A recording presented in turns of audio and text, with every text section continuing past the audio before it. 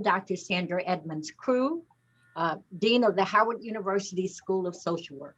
I am here today because Howard Showcase is here. That I am just delighted to serve as the Dean of the Howard University School of Social Work and to engage in this inaugural intellectual sit-in with two of Howard's, uh, not just social workers, but those who have made a difference, those who made a difference in leadership, those who made a difference in our nation, and as I often say, radical social justice. So this is Howard prepared on display. So again, it's indeed my pleasure to introduce to you uh, uh, Dr. Mildred Joyner. I say to Mitt, she's one of those social workers who only can go by one name, and everyone knows who Mitt is when I say Mitt. So it is indeed an honor to welcome her as she engages in a discourse with Dr. John Jacob. Uh, Mildred Joyner is the president of the National Association of Social Workers, and that has 55 chapters throughout the United States and its territories. She also serves as president of the North American region of the International Federation of Social Workers, which includes Canada and the United States, and is a member of the IFSW's Executive Committee. She serves on the board of the National Association of Social Work Foundation and the NASW Assurances Services. Her other board service includes Community Bank, DNB First, where she was the first female and the only African American to serve in the capacity, and the Chester County Food Bank. There's a lot I could say about Professor Joyner, but let me just say that she is the recipient of numerous awards, including the 2005 AIDS Social Work and BPD Gerontology Leadership Award for stellar national leadership in the field of gerontology. Again, her full bio is available on the National Association of Social Workers website, but it is my honor to call her alum of the Howard University School of Social Work, Madam President of the National Association of Social Workers. And this morning, she's going to take us on an important journey. I say to my colleagues across the country who have joined us, and particularly the next generation of radical social justice persons. Listen and imagine what the world would look like if we had more social workers focused on radical social justice. My pleasure, Dr. Mitt Joyner, who is also the inaugural endowed professor. Barbara and John Jacob have endowed this professorship at Howard Distinguished Professorship. So that's an important contribution to us as well. So welcome, Dr. Joyner. Thank you so much, Dean Crew. And I hope that the voice is that going through okay? Or is it muffled? Is everything okay? Okay. I just want everybody to sit back and listen. There were sit-ins in the 60s and 70s where you occupied a space and you protested and you had a list of demands. Well, today, intellectually, we are attending a sit-in with a leader who's a civil rights leader, and you'll learn more about his contributions. But first, let me thank Dean Crew for organizing this event. We know that she is the dean at Howard University School of Social Work, and she is innovative and always puts us on the leading track of the change that we must make for social justice. I'd also like to thank Dr. Robert Cosby, who did an outstanding interview in the A Grand Story of Dr. John Jacob. And I ask you, and we'll post that in the chat so that you can go and you can listen to that podcast. It is full of so much information. History lost, stolen, or strayed is very dangerous. And we build on the history of others. We don't remove it, we study it and we learn from it. And that's what we're going to do today. I also want to thank Mia Thornton, who is a student that you will hear from in the PhD program when she gives her reflections. And of course, we always thank the president of Howard University, Dr. Wayne Frederick. You know, HU, it has a strong legacy of leaders who always brought change and who's always thought about the contributions of our community. So today, let's have an intellectual sit-in with Dr. John Jacob. And I am so proud to be the inaugural Dr. John Jacob and Barbara S. Jacob Distinguished Professor at Howard University. And this is one of my first tasks, is to go back and learn from the individual who supported my professorship. And they have gems to tell, I'm going to tell you. Dr.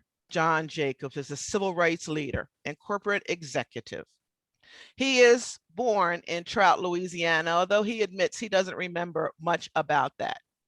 He hailed and went to Houston and graduated from the Jack Yates Senior High School.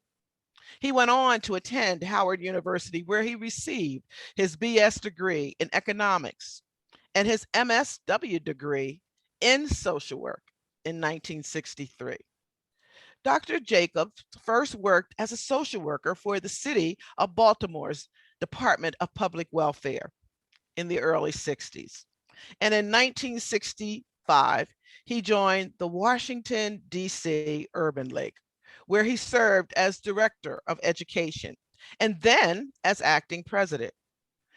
Dr. Jacob became president and chief executive officer of the San Diego, California Urban League in 1970 and was appointed the president and CEO of the Washington, D.C. Urban League in 1975. Now, it is important to remember these dates because the civil rights movement was in full swing, and Dr. Jacob was pivotal at all of those times.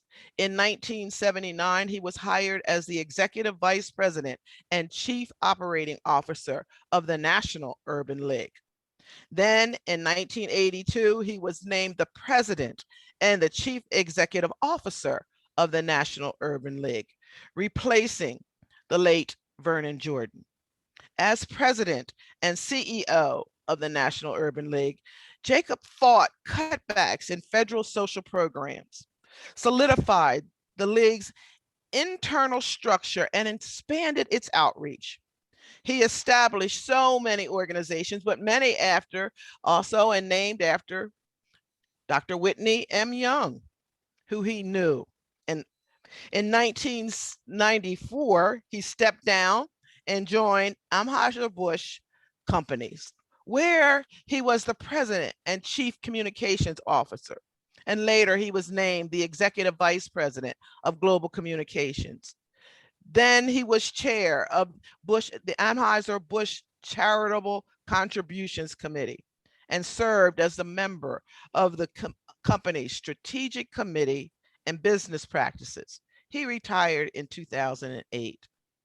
But he did not just retire, he served on the boards of Anheuser-Busch companies, Coca-Cola Enterprise, Morgan Stanley, LTV Corporations, NYNEX in New York, the Continental Corporation, the National Westminster Bancorp, the Legal Aid Society, the Drucker Foundation, the National Conference of Christians and Jews, the Economic Policy Institute, the National Parks Foundation, and the Local Initiative Support Corporation, and the PGA of America.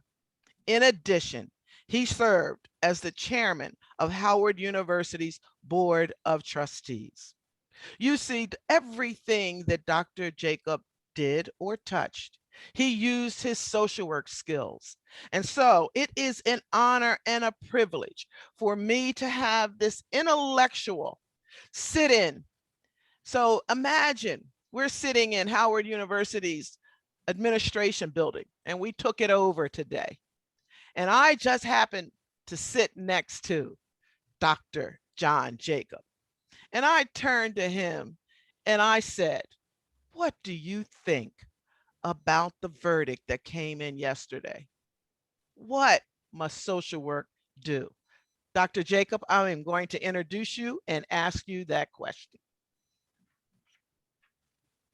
Thank you, Mick. I'm delighted to join you. I'm delighted to meet you up close and personal for the first time.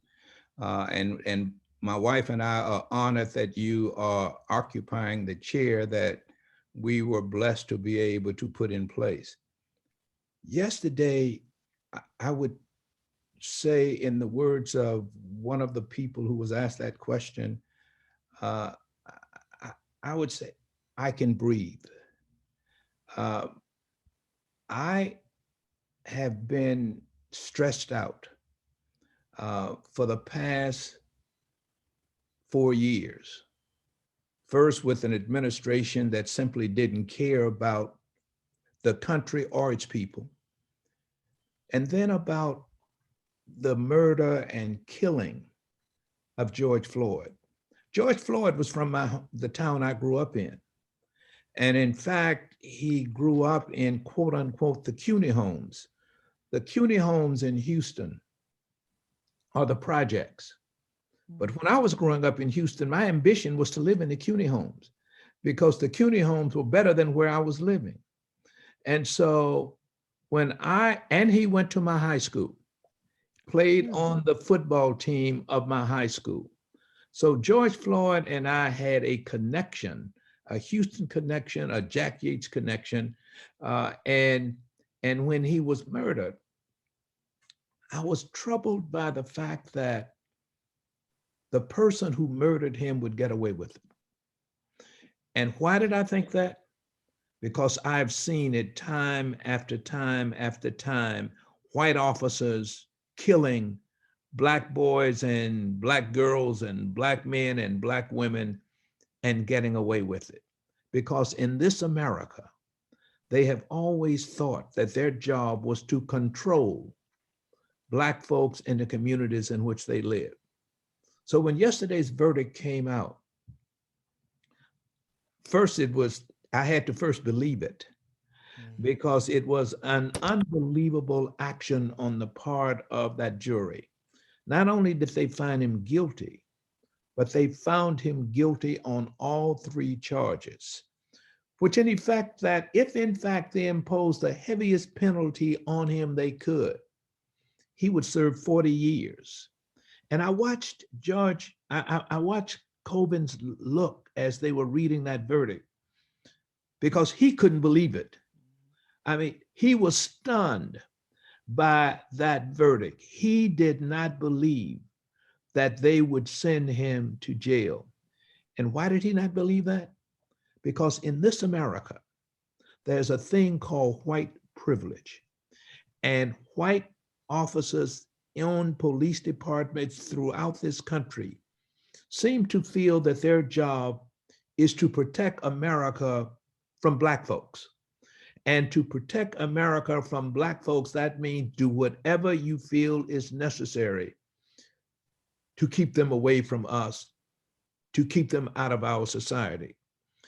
And I'd go back to the Supreme Court decision in the Dred Scott case, when the Chief Justice of that Supreme Court wrote that Black men are so inferior that they have no rights that a white man is bound to respect. And that is the principle that America, and particularly white policemen, have operated under ever since I've been around. When I was growing up in Houston, a Black policeman could not arrest a white person, no matter what they saw a white person doing. They could not arrest him. They had to call their white counterpart to arrest a white person when they acted against the law.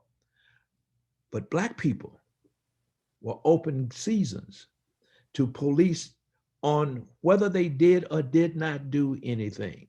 When I was growing up in Houston, in my day, I never looked a white woman in the face because to do so could be misinterpreted and to do so could end up with you being lynched. So police have always felt that they could control Black folks and that they could do it with impunity. And so yesterday's decision sent a signal to this America that that day just may be over. Yes, it was only one case. Yes, it was only one person. But I would believe today that every white policeman is thinking twice about his actions because he just may go up against a jury like those 12 people who rendered that verdict on yesterday. Now, what's the message for social work? See, I've always felt that social work mislabeled the profession because the label of social work would suggest that you always have to be under someone else's authority, that you are a worker and therefore someone is in charge of you. I think the profession has been mislabeled. I like to think of social work as society's consultants. Mm-hmm. Our job is to advise society on the right things it ought to be doing. And I tend to go to scripture when I think about social work. What is our job? And what scripture tells us that our job is to do justice, to love mercy, and to walk humbly with our God. Mm. And if we understand that that is our charge, then wherever we see injustice, we ought to be the consultants to this society on what it ought to be doing about it. So that is why social work gets to be important. And when I hear advocates talk about social work ought to be involved in policing, they don't understand what social work is. Exactly. They don't understand what they're asking social work for. And therefore, but the fact that they are asking suggests that social work has the opportunity to define the role that it should play in the social justice movement for people in our society. See, if it were left up to me, I would relabel all police departments into public safety departments, mm-hmm. because policing connotes control. Public safety connotes concern. It connotes look out for. It connotes provide a benefit to. So, and that labeling began to define behavior. And social work, if it gets into this business with policing, ought to start defining what the behavior, not just of social workers, but the behavior of everyone involved in the public safety space ought to be toward people in communities, particularly people, communities of color. And I think the time is right. Right. Society is asking social work to step up, step out, speak out, and they begin to carve out not just a place for social work, but a place for America in this democracy that we profess to believe in. Right, because one thing that I would say is without the protest, I don't know if the verdict of George Floyd would have, I believe it would have been different without organizing. Now, there was a time when you had a protest, and tell me about that time, when you had a protest and you surrounded the governor, the printing office in Washington, D.C., where you took a group of individuals and you decided it was time. Tell me about when you led protest, how you led protest and why you did that as a social worker. Well, first of all, understand that that was an anomaly in the Urban League, mm-hmm. Because those were things that we did not do. But I had become, it was after the 1968 riots in DC. And Sterling Tucker, who was then president of the Washington Urban League, had gone on a national assignment. And I had become the acting president. And I had had some Black employees from the government printing office coming to see me complaining about how they were being treated by the government printing office. And so I decided that let's amplify your voice. So let's just put a picket line around the government printing office. Let's force them to recognize that you have a voice, that you are not just their slaves, you are their employees, and you are providing a service, and that in this America, you are not only required to be respected, but you're also required to be included in the decision-making processes that affect your lives. And so we put that picket line around the government printing office, and the public printer sent for me. And he said to me, why are you picketing us? And I said, because your employees have informed me of the way they are being treated. And he said, well, first of all, don't believe what they're saying. I said, well, here's what you need to believe. I know that skids of paper are being set on fire on the 8th floor of your building. I live with the vision of those fires burning up the 9th floor where you are sitting. And if you don't deal with those fires right now, you may not have this office to sit in. That what you need to understand is that those skids of paper are the voices of the people who have a discontent with their behavior. So if you really understand the frustration that your employees have and the inability for you to hear them, what that picket line outside your building is saying, you better listen. And so it was an easy call for me. But I should also say that one of the advantages that I had at the Washington Urban League is there was a social worker from the Howard School of Social Work class of 1959 by the name of Anita Bellarmine Shelton, who was one of the best community organizers I have ever known. And Anita helped me to structure this picket line that we put around the government printing office, because it is out of that the government printing office began to understand that they could no longer bring in young white workers, have them trained by old Black workers, and those young white workers then become their supervisors. That they had to begin to lift up their Black employees the same way they were lifting up their white employees. So one of the lessons learned is that social work must amplify the voice of those whose voice is rarely heard. And you've done that throughout your career. You've amplified the voice. Tell me about those problem-solving skills that you have, that you that you use whenever you see that opportunity. Because like you said, the Urban League that was not their role. Their role was not to go around and protest. Yet you, as a social worker, took the risk so that people's voices were amplified. Talk to us about the other risks that you took so that people's voices were amplified. Well, first of all, social work has to always understand that it has a voice. To Sterling Tucker's credit, after the riots of 1968, Sterling Tucker pulled together a small group of board members headed by Dr. Lena Ware, a social worker, and a few members of the staff. And we sat around in Lena Ware's living room discussing what we had learned from the riots of 1968 and what was the message that it was sending to the Urban League. And the discussion was focused on Black folks burned down Washington.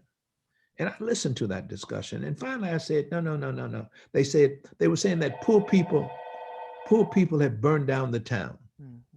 And I finally said, no, poor people didn't burn down this town. Let me explain to you. Because during the 1968 riots, what Sterling Tucker did was to create what he called rumor control centers. And our job was to take the rumors, which was fueling the riots, and filter out the craziness and put in place the saneness of what people were saying to send those messages out to the community. And I said, poor people did indeed do some looting, because you got to remember that Dr. King was killed during the Easter season. And poor people saw this as an opportunity to go Easter shopping. And so they did. I said, but the people who really torched this town were a bunch of young kids that I watched at night, some even wearing their college t-shirts. And I said, those young people were the ones who read the Constitution. They knew about the Bill of Rights. They were learning at those universities that America had not lived up to her trueness of her faith and belief and commitment to her people, particularly Black people. And so they just decided that if America is not going to be honest with us, we'll just take America apart. And I said, but the message to the Urban League is that we have to bring our processes in line with their impatience. Social work has to bring its processes in line with the impatience that those people out there are expressing on those streets every day. And so my position was that if we have to take to the streets to send the message that the people are trying to send, then we do it. But the other side of that coin is that since I have access to the boardrooms, my job is to also take that message into those boardrooms and communicate to those CEOs and those members who sit around those tables that their businesses will not prosper so long as they continue to oppress the people who are generating the resources that they're getting. And so for me, I did not see it as any great risk. I saw it as an obligation to communicate to America what America should stand for. And I was simply just a messenger. Excellent. You talk a lot about the community and a lot of the changes that need to be made. You know, social work has kind of drifted away from that. And I'd like you to speak to that for a minute. I firmly believe that we can't make recommendations about what the community needs unless we have studied the communities, went to the communities, and asked the communities what they need to do. Too many people do research and just come out of papers and make recommendations, but really haven't tested that out with the community. Help me help social work understand the role of the community in deciding where it wants to go. When I left DC to go to San Diego, DC did not have home rule. And all of the activists, the Marion Barrys, the Rowena Rolocks, they were out in the street trying to get government to understand the plight of Black folks. And I went off to San Diego and I spent 5 years. When I came back to DC, all of those activists were then politicians. They were then on the city council. Sterling Tucker was president, was chairman was president of the city council. See, all of the previous activists who were in the streets with me were now politicians. And so when I came back to DC, my challenge was, how do I get these former activists to listen to what we have to say? And I decided that I needed to figure out a way to get the voices of the community amplified in a way that it would force them to recognize that we represented folks who were being unheard. And so we put together what has come to be the first needs assessment in the history of the National Urban League.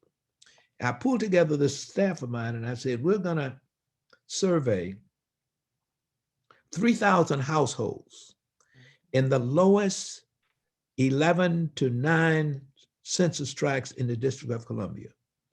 And we're gonna go every third household and have face-to-face interviews with the residents in those communities. And we're going to ask them a simple question. Tell me what you consider your needs to be.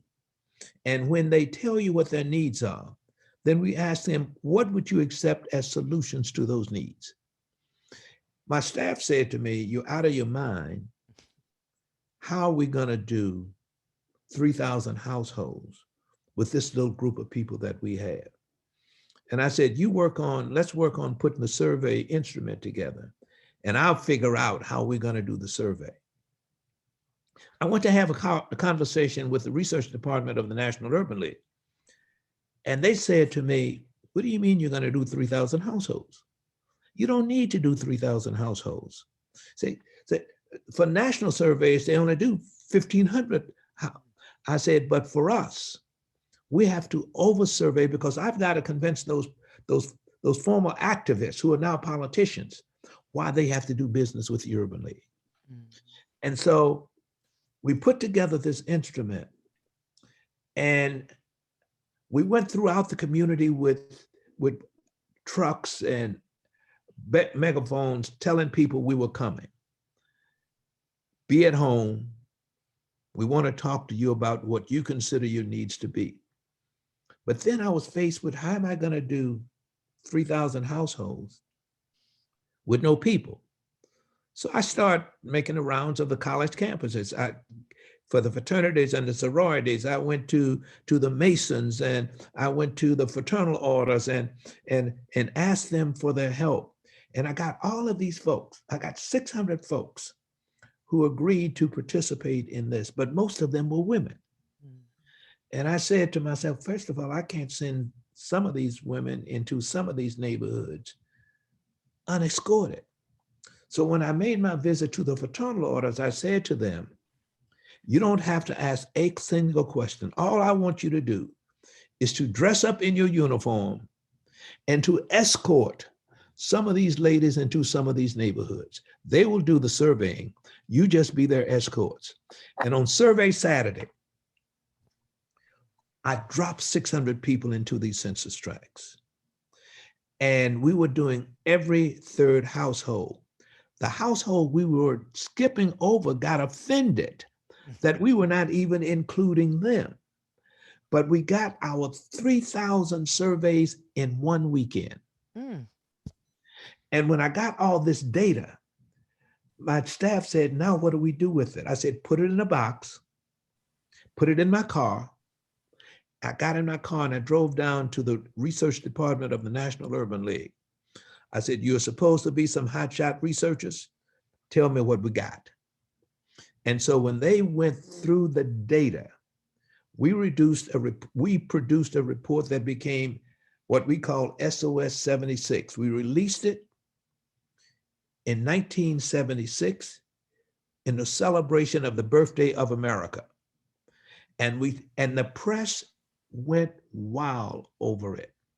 And when they start calling the mayor and the city council people, asking them, what are you going to do about this? The only answer they could give is, we're going to work with the Urban League. See, that's the power of social work. You got to be innovative enough to find strategies to box folks in, to have to deal with the conditions of the people that you represent. And you never should forget that you represent those people out there in those communities.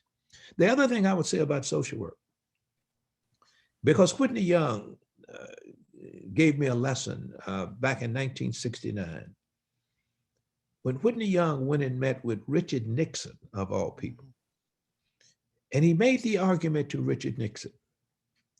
He said, why is it that when you decide you need airplanes for the Navy and the Air Force and the Army, you don't build an airplane factory to manufacture those airplanes? You contract with airplane manufacturing facilities. Why is it that every time there's a social problem, you feel you have to set up an agency? Why don't you go to social work organizations who are working in those communities right now, contract with those agencies to provide those services that you are looking for. And Richard Nixon, being the politician that he was, said, well, you know, I don't have an argument against that. I want all my secretaries to meet with you and work out a deal. That's how the Urban League got in the business of contracting with the federal government to deal with major concerns that the government said it had a concern about. My message to social work is that now is the time. Joe Biden has said he wants to deal with these kind of issues. Here's one issue. I don't know how social work can avoid it. All those children showing up at the borders that's being put in those unhealthy facilities. All those immigrants who are showing up at the border, and they are there because where they left is far worse than what they think they're going to find here in America. And I remember Betty Whaley, who was a social worker and taught at the Howard School of Social Work and had worked for the National Urban League, once said to me when I was questioning why all these people were showing up at our borders, she said, remember when you were poor? Remember what you were willing to do to rid yourself of that poverty? That's why those folks are showing up at the border, because they are here simply because they believe that it is worth the risk to take the chance to do those walks all the way across those countries to get to America, because America has said that we can offer you a better life, and people will risk their lives to get a better life. So social work is the consultant to what's happening to those children down at that border, to those families what's down at that border. They ought to be the ones speaking to government on what they ought to be doing about it, not immigration. They ought to be directing what immigration is doing to direct and address those issues. When Biden came out with his new $1.9 trillion proposal to redo the infrastructure, I presented to the Congress in the 1990s a Marshall Plan for America to rebuild the infrastructure. At the time, they thought I had lost my mind because they said, how do we pay for it? And because it was going to cost them $50 billion a year over 10 years, $500 billion. To now it's going to cost them $1.9 trillion. And that's just the beginning. And I remember when I was at Anheuser-Busch, a shareholder showed up at the shareholder meeting to attack Anheuser-Busch for giving money to the Urban League. And his reason was that the Urban League was proposing crazy stuff like a Marshall Plan for America, and Anheuser-Busch was supporting that evidently by giving money to the Urban League. And the chairman of Anheuser-Busch said, I tell you what, why don't you get on your plane one day and fly to St. Louis? See that guy sitting right down there? Because I was not only on the staff, I was also on the board. He said, see that guy, why don't you come down and have a conversation with him about your concern about us giving money to the Urban League? And the guy did. But by then, I think he had sort of found out who I was. And when he came to sit with me to challenge the Marshall Plan for America, I said to him, the Marshall Plan for America is not just a program for Black folks. The Marshall Plan for America, all America benefits from it. If you invest in rebuilding the infrastructure of America, you got to use those big construction companies that are run and owned by white folks. If you rebuild the infrastructure of America, those companies got a subcontract with some minority firm. If you rebuild the infrastructure of America, you're going to put people to work, and people are going to be joining unions and becoming apprentices to get the skills they need to do those jobs. If you rebuild the infrastructure of America, you're going to need engineers, and MIT can't give you all the engineers you need. So you're going to have to go to Howard in North Carolina, A&T and Hampton. You're going to have to go to those locations where you can get engineers who can deal with people in those communities where that action is going to be taking place. So a Marshall Plan for America is not a Marshall Plan for Black folks. Mm-hmm. It's a Marshall Plan for all folks. Mm-hmm. Joe Biden's program, which, and I don't even think he recognizes it because he hasn't marketed that way. But when he comes to understand that everyone benefits from it and that everyone can participate in it, then it is a sellable program to all folks. Mm-hmm. And social work ought to be helping to define that. Excellent. You know, you have a wide Rolodex, and for people who are young, Rolodex, people may not understand it, but it's people that you know and you network with. And you have called on your networks to support so many of your initiatives. And one thing that I want to talk to you about is how social work can better engage with the corporate sector. Often people see that as, wow, we can't even get involved with the corporate sector, when all of these corporate sectors have initiatives that you just talked about at Anheuser-Busch. Help people understand why networks are so important and how to use the networks to benefit society?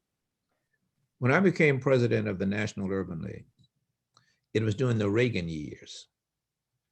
And if you will recall, Reagan had launched an attack on civil rights and civil rights activities.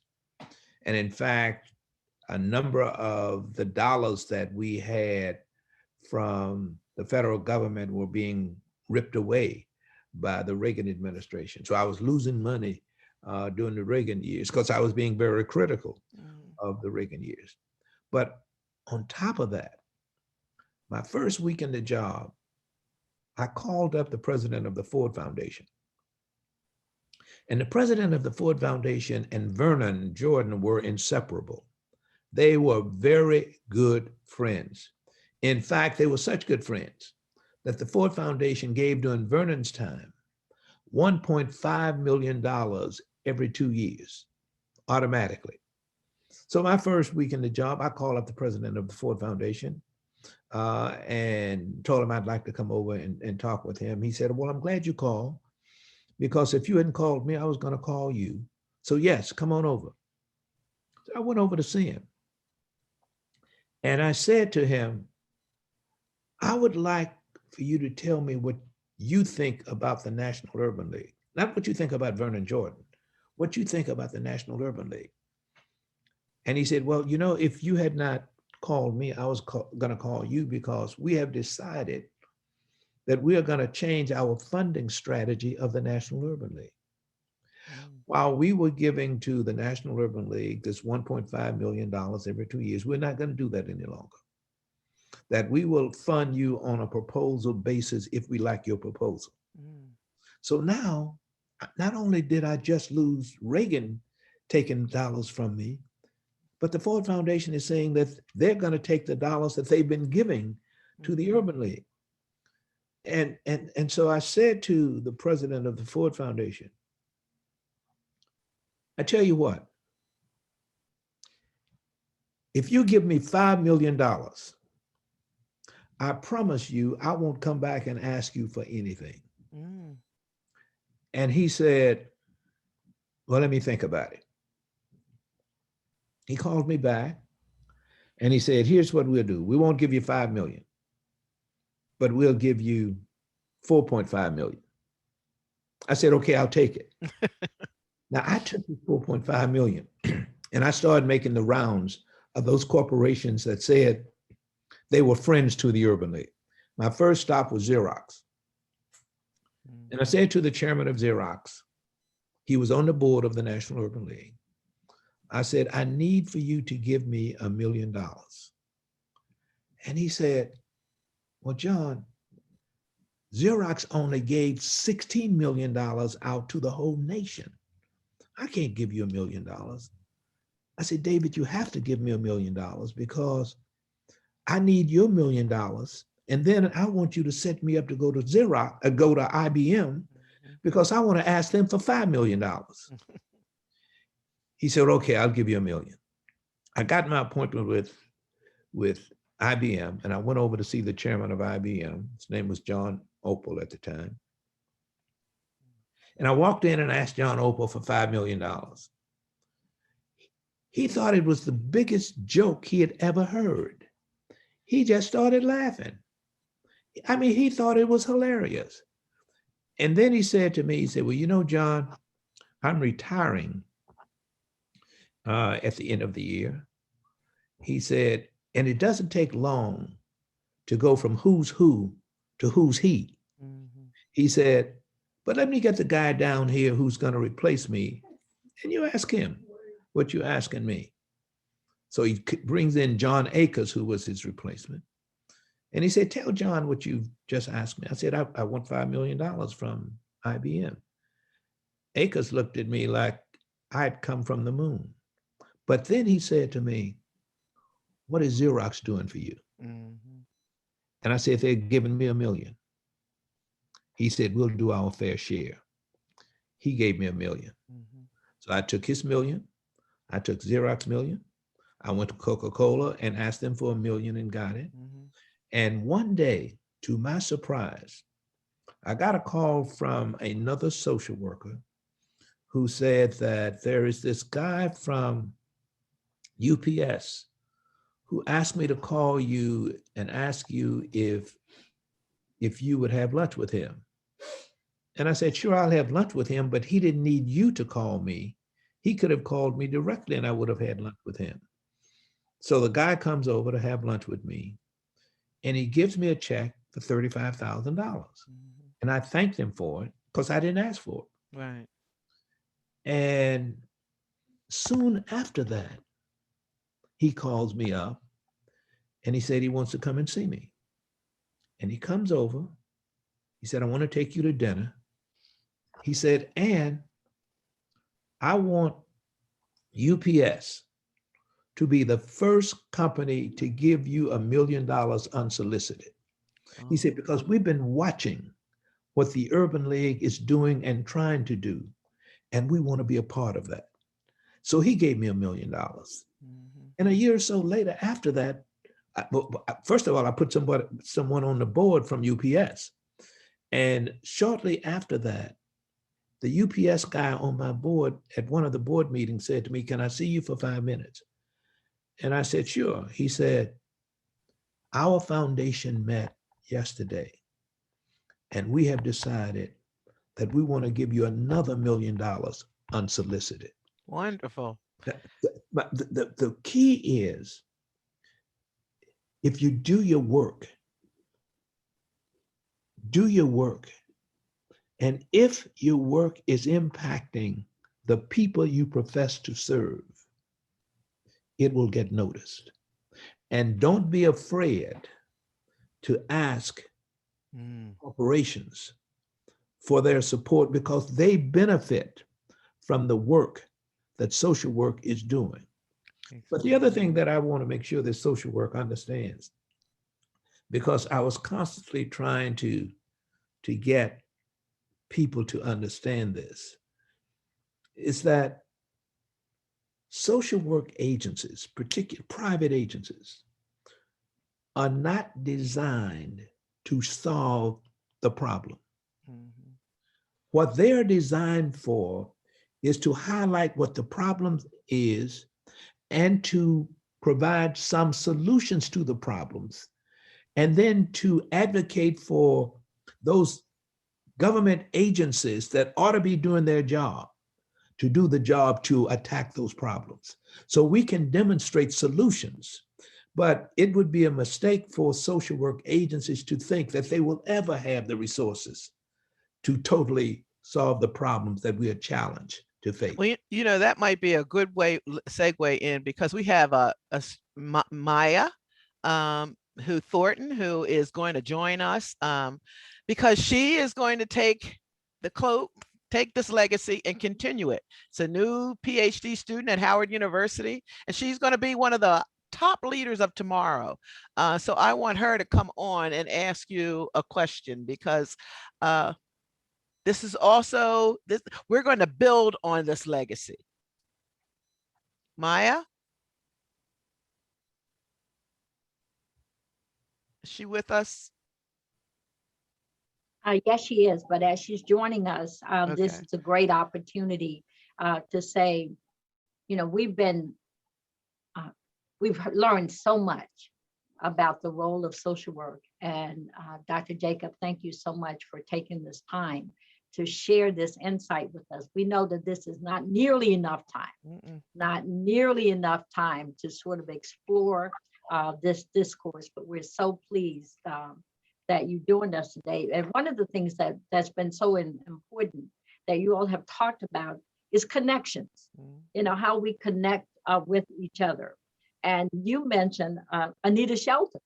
Yes.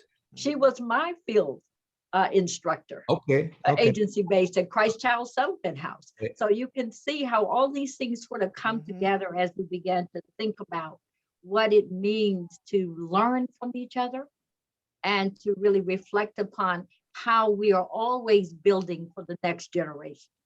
So well, you know, I was asked to create a school to train community organizers while I was still at the Washington Urban League. And I pulled in Anita Shelton, and we built a school and trained community organizers for the 24 urban leagues in the Eastern region. Because in my judgment, urban leagues need to understand their role is one of community mobilization and community organization. And that in order to do that, you need to have some skill sets, some tools in your toolbox that you can use. And Anita Shelton was one of the best I've ever known. Well, I was absolutely privileged to have her as one of my early influencers in my journey with social work. So we've now been joined by Ms. Mia Thornton, so we will ask her to share her reflections. Mr. Jacob, Dean Crew, and Professor Joyner, I first want to thank you for giving me access to this platform, but in addition to allowing me as a representation of the student body to be seated at your feet and to benefit from your wisdom. As I listened to this interview, I was particularly interested in your emphasis on social work being about networks and negotiation. So with this opportunity, I would like to ask you, if you were going to pinpoint one specific way that social workers should use their skills in negotiation, and to whom they should direct them to so as to move the needle of justice, who would you encourage us to focus on today?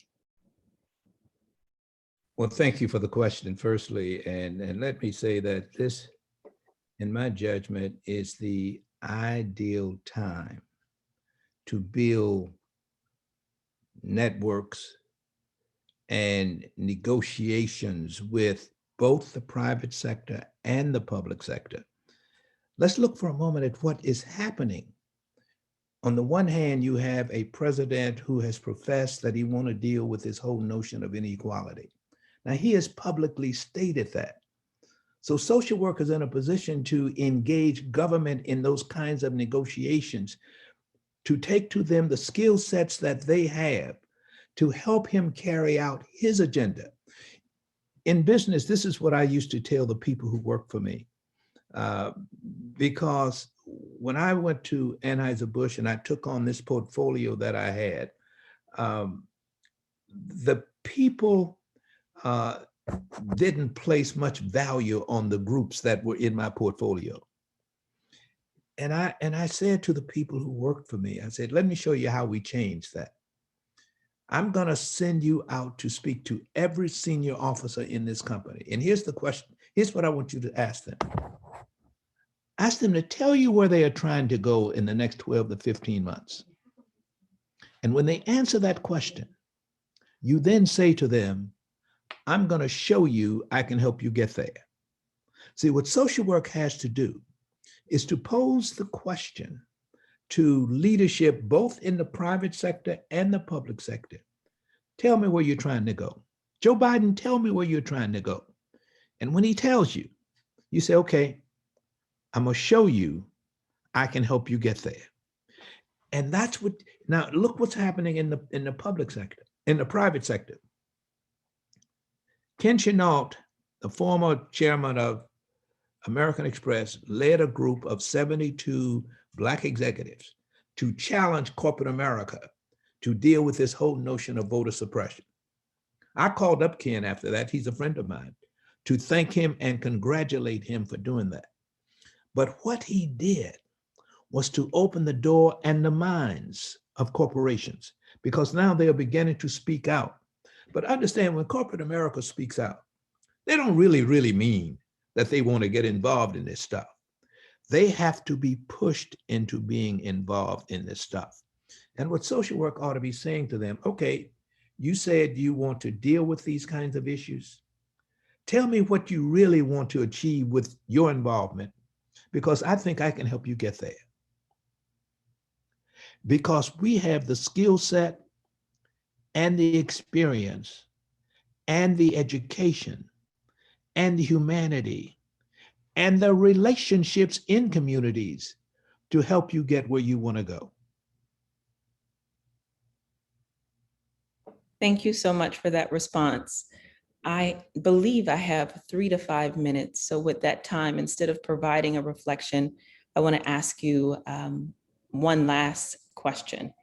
And that would be, given that before my time, I saw the civil rights and heard it spoke about as if it was bound by time and that it liberated Black people. But today, I both organize and protest with my colleagues and cohorts with the same eye toward justice. How would you encourage me and potentially those that come after me to continue the agenda until it is fulfilled? In this America, every day, you've got to wake up getting into the fight. I once told some social workers the little story that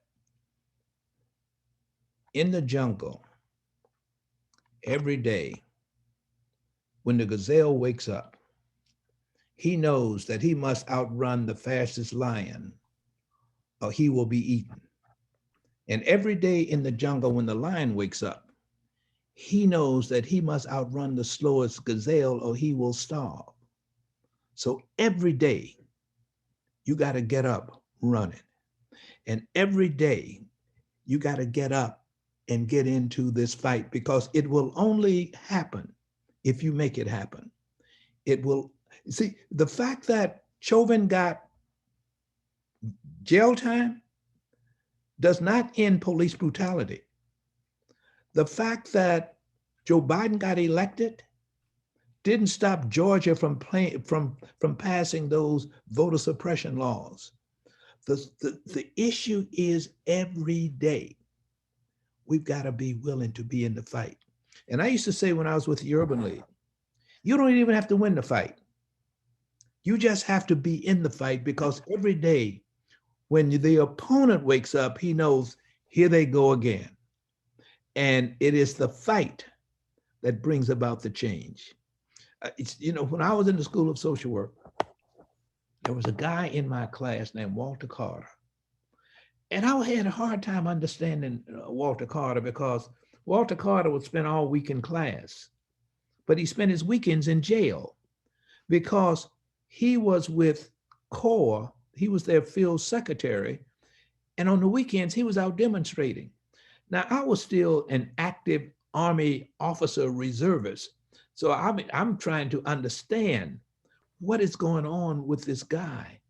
And it was the March on Washington that I participated in that woke me up.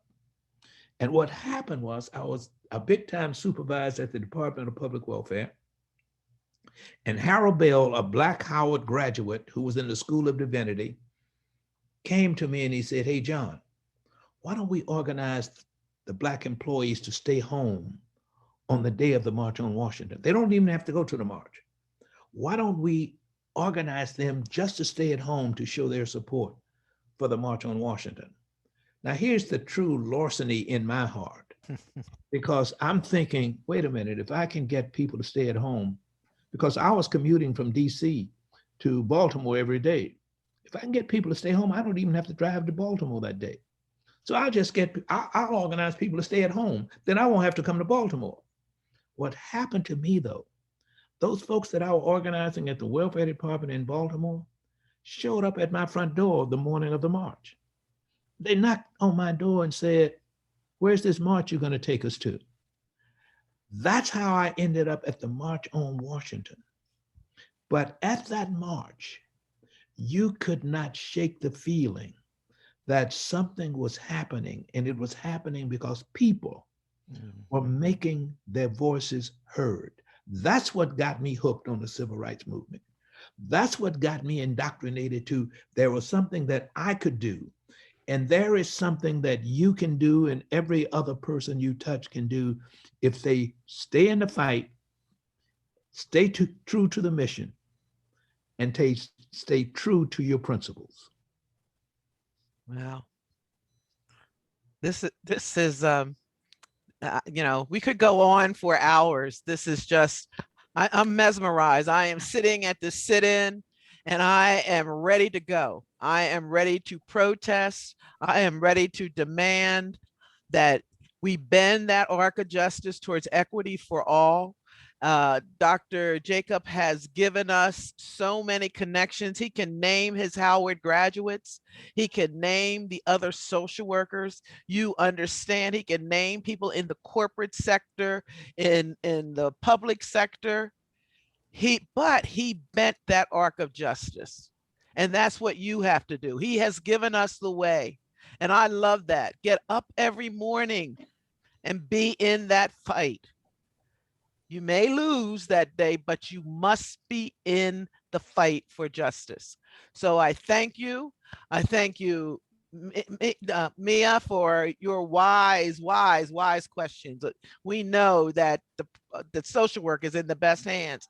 I thank Dean Crew for just having this sit-in. We're going to have more. And Dr. Jacobs, I humbly thank you for all that you've given to Howard University. You could have went on and did your thing and forgot about where you came from. But HU, you know, it builds character. It builds the fact that we stand on the shoulders of so many people who have contributed to this society. And Howard is one of those places that graduates people from all schools to do just that. But the School of Social Work is very strong. We're going to work, Mia, to make sure that we have funds to support the School of Social Work, to support students such as yourself. We're going to get on there and convince people that we are the brokers to this society. And we know how to assist with society ills. And we're going to convince President Biden, as well as those in the corporate sector, to invest in students at Howard University School of Social Work. It's important, it's critical, but to invest in our future, because our future is so bright if racial equity is achieved. Dean Crew, I'm turning this back to you. Thank you so much, colleagues. I'm here on campus and the bell towers are ringing. And I think that's really symbolic of so much of what we've heard today, is that the bell towers are ringing. And that really means that you have to get in the fight and stay in the fight. And even when there are losses, you have to be there. So as I reluctantly bring this to a close, I would certainly again like to thank Professor Joyner, Dr. Jacob, and Ms. Mia Thornton for joining me on this. But I'd also like to thank my colleague, Dr. Kadora L. Snell and Dr. Ruby Gordine for their leadership and working with Dr. Jacob and bringing about this distinguished professor in social work. So I certainly would like to, take this moment to acknowledge their leadership during our 75th anniversary of the school. And we're so excited that we're able to carry this forward.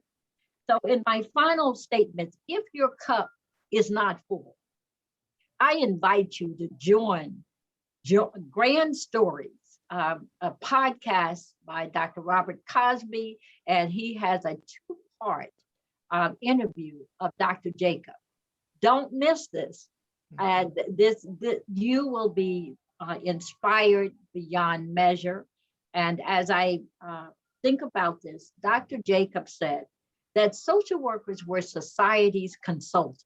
Mhm. I take that seriously.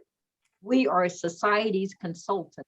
But in the words of Dr. Annabelle Burns Lindsay, and as I've written about her, I really say that she was the moral conscience of the profession. So our profession needs a moral conscience, someone to remind us that we have to get up every day and stay in the fight. So thank you for joining our inaugural intellectual sit-in.